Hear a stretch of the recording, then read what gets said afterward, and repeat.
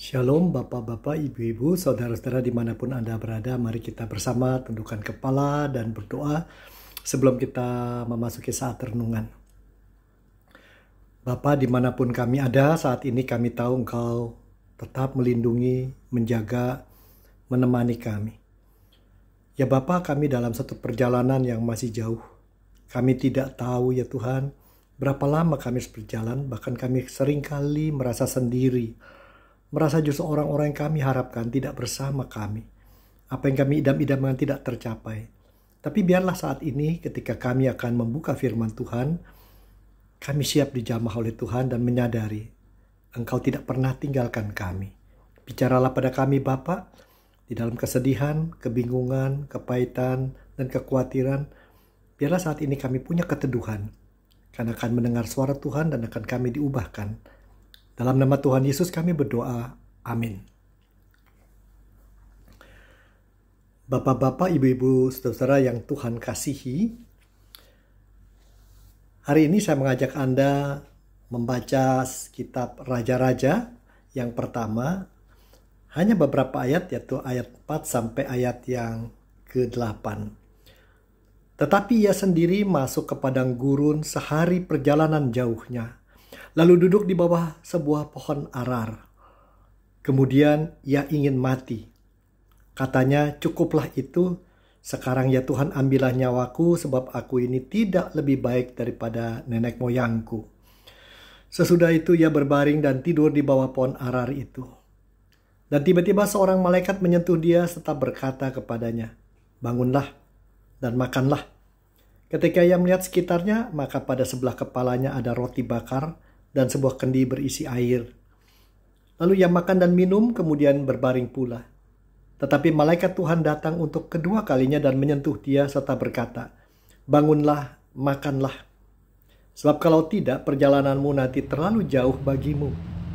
Maka bangunlah ia lalu makan dan minum, dan oleh kekuatan makanan itu ia berjalan 40 hari 40 malam lamanya sampai ke gunung Allah, yakni gunung Horeb. Di sana masuklah ia ke dalam sebuah gua dan bermalam di situ. Maka firman Tuhan datang kepadanya demikian, apakah kerjamu di sini, hai Elia? Demikian firman Tuhan, saudara-saudara.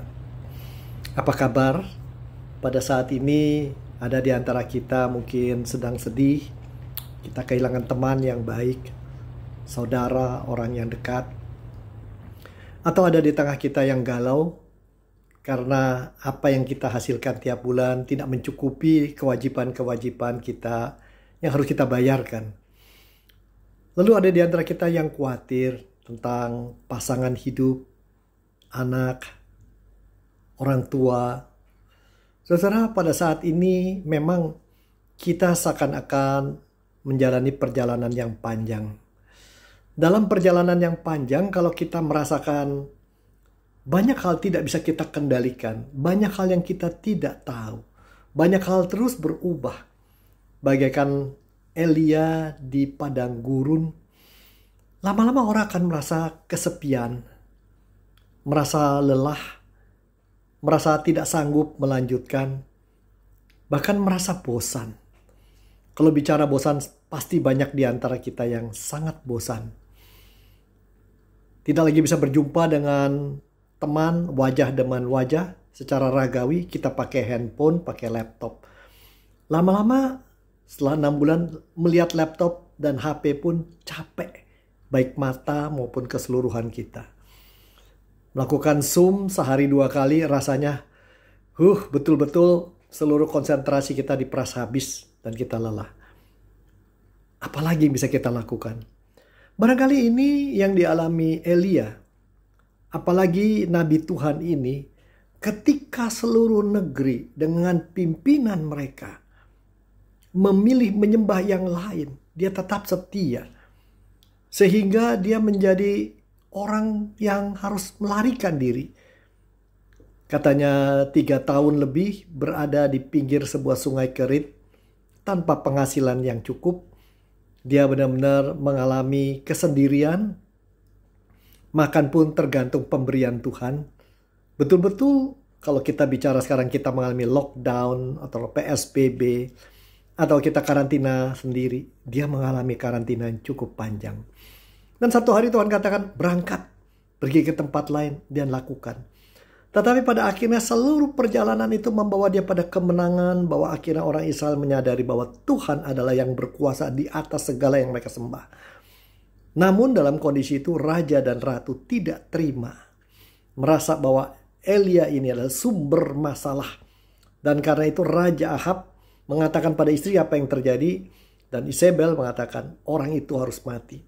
Elia mendengar dikatakan dalam ayat yang ketiga, maka takutlah ia. Elia juga manusia biasa walaupun dia hamba Tuhan. Dia tidak siap untuk dibunuh dan resiko itu tinggi, maka dia pergi ke padang gurun. Perjalanan di padang gurun, saudara-saudara, tidak ada teman. Justru pada saat seperti itu ketika teman-teman diharapkan hadir, memperkuat orang yang tadinya menerima kehadiran Tuhan, ternyata dia harus sendiri. Saudaraku, barangkali ini menggambarkan juga perjalanan hidup saat ini. Banyak di antara kita merasa sangat sendiri. Bahkan ada pasangan yang merasa, istri saya tidak mengerti beban saya. Atau istri merasa suami tidak mengerti kesulitan saya. Orang tua pada anak dan lain-lain. Kesendirian ini merupakan satu musuh yang berat, terutama di dalam perjalanan spiritual kita. Kesepian, merasa tidak dipahami orang, merasa ditinggal. Apa yang kita harapkan dari orang lain tidak tercapai, tidak didapatkan. Maka yang dia bisa lakukan akhirnya setelah berjalan sehari di padang gurun, belum terlalu jauh. Dia duduk di bawah sebuah pohon. Kemudian timbullah keinginan, lebih baik aku mati. Dikatakan firman Tuhan, ia ingin mati. Seorang nabi besar. Seorang dengan reputasi nasional. Seorang yang terlihat nyata punya kuasa Tuhan di dalam dirinya. Pada akhirnya tidak tahan dan mengatakan, aku mati saja. Saudaraku, Alkitab adalah Alkitab yang sangat jujur. Menunjukkan ada saat-saat orang sekuat Elia pun begitu lemahnya. Dan kita bisa juga seperti dia. Kita merasa putus asa. Seakan-akan apa yang Tuhan sudah lakukan di masa lalu, perlindungannya, pemeliharaannya, seakan-akan tidak ada lagi gunanya, tidak bermakna untuk menghadapi masa depan. Tantangan yang ada terlalu berat. Lalu dia berkata, sekarang ya Tuhan, nggak usah besok ya artinya, sekarang. Ambillah nyawaku, karena aku tidak lebih baik daripada nenek moyang. Elia punya impian akan membawa Israel kembali pada Tuhan dan dia gagal. Dia merasa percuma semuanya. Kesepian, tidak ada teman, gagal mencapai apa yang diinginkan. Walaupun yang diinginkan itu begitu baik dan buat kemuliaan Tuhan. Saudara, apalagi yang bisa diharapkan? Dan OTG, orang tanpa gaji. Ya, karantina mandiri. Saya bisa memahami apa yang dirasakan oleh Elia pada saat itu. Dan pada waktu itu dia berbaring dan tidur. Kelelahan itu bukan hanya secara kejiwaan tapi secara fisik. Dan dia tidur. Dan saudara, pada saat itu Tuhan tidak biarkan. Betapa indahnya kehidupan ini karena apapun yang Elia alami, apapun yang Anda alami, saya alami. Ketika kita berada dalam perjalanan begitu jauh sendiri. Rumah indah yang biasanya kita ingin tinggali. Tempat di mana kita merasakan kehangatan akan ini terasa begitu jauh. The house is in the distance, terlalu jauh buat kita. Semua mungkin ada tempatnya, saya jauh di padang gurun. Saya menyerah sudahlah, nggak ada gunanya semuanya. Pada saat itulah justru Tuhan tidak membiarkan. Dalam perjalanan spiritual kita ada saat-saat seperti itu, saudaraku. Dan tokoh-tokoh di perjanjian lama dan baru banyak mengalami itu. Saat-saat sendiri, tidak ada teman, gagal apa yang dicapai, idam-idaman tidak terpenuhi. Bahkan kita merasa paling berat, Tuhan membiarkan kita sendiri. Tuhan gak mengerti isi hati kita, kerinduan kita. Pada saatlah kita merasa udah sendiri, apa lagi? Saya siap mati. Dan pada saat seperti itu kita tertidur dan ternyata Tuhan tidak membiarkan. Jadi saudaraku, sangat indah ini. Tuhan tidak membiarkan dimanapun kita berjalan. Di padang rumput, padang gurun, apalagi sendiri dan lain-lain. Bahkan ketika dia bangun, disediakan oleh Tuhan makanan. Bukannya Tuhan memperhatikan ketika kita dalam perjalanan spiritual kita merasa sudah tidak bisa berbuat apa-apa, kehilangan asa. kehilangan harapan, kehilangan makna. Tuhan bukan hanya menjamah kita, menunjukkan kita tidak sendiri, tapi Tuhan menyediakan apa yang kita butuh. Walaupun tidak mewah. Bukan daging kambing, bukan rusa, hanya roti bakar dan kendi berisi air. Itu yang dikatakan firman Tuhan. Hanya kesederhanaan, apa yang cuma sebegitu, tapi cukup untuk menyambung hidup. Lalu dia makan, minum, lalu mau berbaring kembali. Walaupun Tuhan sudah menjamah, seringkali kita merasa gak kuat, gak sanggup. Saya tidak tahu apakah Anda pernah mengalami itu. Ya, saya pernah dalam kondisi begitu dan apalagi, sudahlah. Yang lain saja yang mengerjakan ini. Saya tidak sanggup. Ternyata Tuhan menyuruh malaikatnya datang kedua kali. Saudaraku, Tuhan panjang sabar dan mengerti semua beban, kesedihan, keperihan, kepahitan, rasa putus asa. Tuhan mengerti apa yang dialami Elia. Tuhan tidak berkata, kau kan nabi, kau kan orang pilihanku, kenapa mesti gagal? Kenapa kau bikin mau mati? Tidak. Tuhan tidak bicara apa-apa, hanya memberikan apa yang kita butuhkan, sekedar menyambung hari kita. Lalu dikatakan, makanlah. Makanlah apa yang Tuhan sediakan. Sebab perjalananmu masih jauh. Tuhan berkata seakan-akan, kau belum selesai dengan tugasmu, saudaraku. Kau belum selesai, anakku. Kau belum usai. Masih ada yang harus kau kerjakan dan bisa kau kerjakan. Walaupun kau merasa kau tidak punya makna. Kalau kau tidak lakukan apa yang kau inginkan, penuhi dirimu dengan makanan ku berikan, kau tidak akan kuat karena perjalanan memang jauh. Tuhan tidak menutup-nutupi bahwa perjalanan jauh. Memang perjalanan itu jauh. Dikatakan sini, maka berangkatlah Elia ini.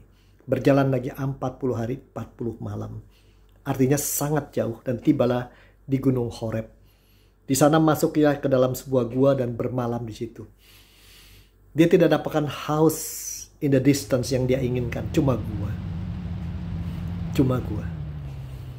Kerinduan yang jauh, tempat yang hangat, yang indah. Yang dia dapat hanya tempat seadanya. Tidak kehujanan, tidak kedinginan, tidak ada binatang buas. Dan pada saat itu, maka Tuhan menjumpai dia dan berkata, apa kerjamu di sini? Apa yang sedang kau lakukan?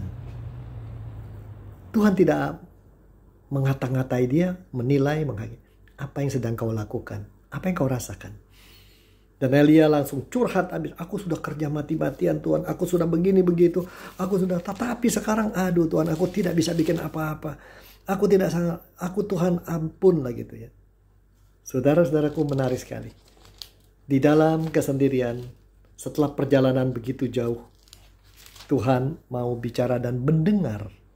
Ya, mendengar seluruh curhat ini. Lalu Tuhan tidak menjawab dengan apa-apa, katakan hanya keluar dan berdiri di atas gunung di hadapan Tuhan. Saatnya kau berhadapan dengan aku. Lalu kelihatan sana ada angin besar, ya. Lalu juga ada api, ada gempa, ada bermacam-macam. Semua itu menunjukkan satu. Tuhan memperlihatkan kuasanya yang begitu besar. Tapi tidak ada kehadirannya di sana. Akhirnya ada angin sepoi-sepoi. Sesuatu yang tidak spektakuler, yang biasa. Yang sederhana, tapi yang menyejukkan. Ya. Dan sekali lagi Tuhan bertanya, kamu sedang apa? Dan saat itu, dia menjawab kembali. Ya. Dan betul-betul lah, Elia mengatakan, aku sendirian, tidak punya teman lagi. Temanku sudah mati semua. Tapi Tuhan katakan, kerjamu belum selesai. Kau belum gagal. Masih ada yang bisa kau lakukan bagiku yang aku akan temani kamu menjalani itu semua.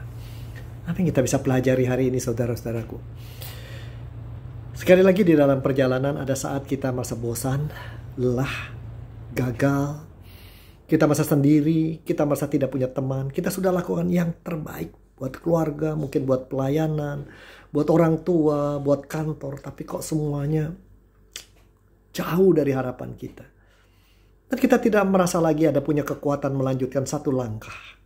Sekalipun kita merasa semua sudah berakhir. Ya sudahlah. Apalagi ada pandemi, saya tidak bisa bikin apa-apa. Penghasilan tidak cukup, karir hancur. Ya semua, sudahlah. Mau apa lagi? Ya, biar aku cepat pulang. Dan ternyata Tuhan berkata, kau tidak sendiri, aku menemani, dan aku masih punya pekerjaan bagimu. Saudara, kalau boleh sedikit kesaksian, dalam 6 bulan ini saya sendiri mengalami banyak hal yang luar biasa. Saya tidak menyangka ada begitu yang terjadi. Ada orang-orang yang tidak terbayangkan begitu kita tunggu-tunggu. Akhirnya mau mengatakan, ya saya mau percaya Tuhan. Saya percaya Allah Bapa, Putra, dan Roh Kudus. Saya mau dibaptiskan. Padahal mungkin dulu mengejar mereka susah dan kita sudah hampir putus asa. Bahkan saya dengar cerita yang serupa dari banyak rekan-rekan. Saat dimana kadang-kadang manusia merasa kita tidak berdaya. Mungkin itu malah ruang buat Tuhan. Menunjukkan kuasa dan pencapaian yang luar biasa yang kita idam-idamkan yang tidak pernah kita bayangkan. Firman Tuhan berkata saat ini, Anda sedang rasa apa? Anda sedang ngerjakan apa? Jangan diam. Masih ada yang kau bisa lakukan buat Tuhan. Kau tidak sendiri. Aku menemuimu di sini. Aku menghiburmu. Aku memberikan apa yang kau perlu. Berjalanlah. Masih ada tugasmu. Tugas untuk mempermuliakan aku. Tugas menunjukkan pada dunia. Allahmu hidup. Allahmu berkuasa. Allahmu mengasihimu. Perjalanan masih panjang, saudara-saudara. Kita belum tiba di rumah masa depan yang hangat. Ada di sana, di rumah Bapak belum. Masih ada perjalanan jauh. Dan dalam perjalanan ini, Anda dan saya, mari kita melangkah bersama Tuhan. Melihat hal-hal yang heran setiap hari.